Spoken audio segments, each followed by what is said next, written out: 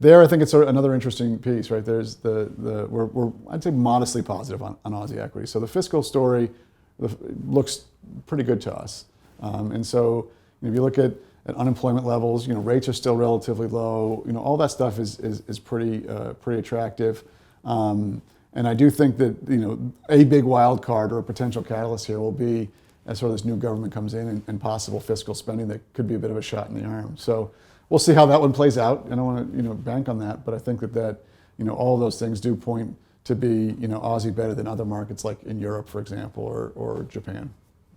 Aussie government bonds are sort of an interesting spot right here, and particularly as it relates to the what's going to happen from a yield curve perspective. So, Aussie 10 years probably in around 1.5% plus or minus a little bit, and I think given the low level of rates around the world, it's actually going to be pretty difficult for Aussie governments to move up a whole lot unless something else is happening, right? And so, absent that type of situation, I think that the yields will probably be relatively static from this perspective.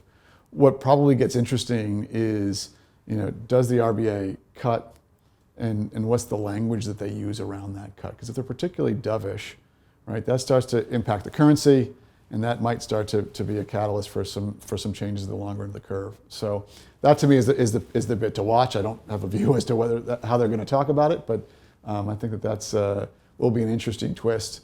But in terms of holding them in general, I kind of put them in that same bucket. Right? 1.5% for 10 years it's not going to help me meet those liabilities we were talking about earlier. Listen, I think that obviously the connection between Australia and China is very reliant, and right now there's a number of different potential negatives that China's got to deal with. It's sort of its own internal structures, and then how it plays in this whole trade scenario. We've long felt that this issue between the U.S. and China is showing up as trade right now, but it really isn't about trade.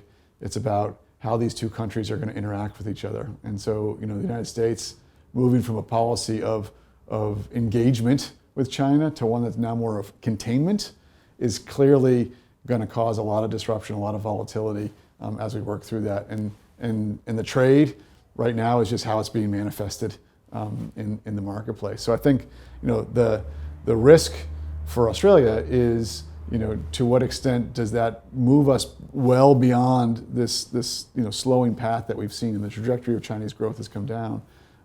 It's still at a pretty robust level for its size.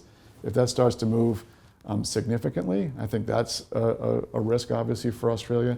I think the other one will be from a geopolitical tension perspective, if we do start to get into countries having to pick sides, depending on how they pick, that also has a potential knock-on effect given that tight relationship. And I'm not assuming that they'll pick one way or the other, but if we get into that situation, that could probably be a risk or a challenge as well.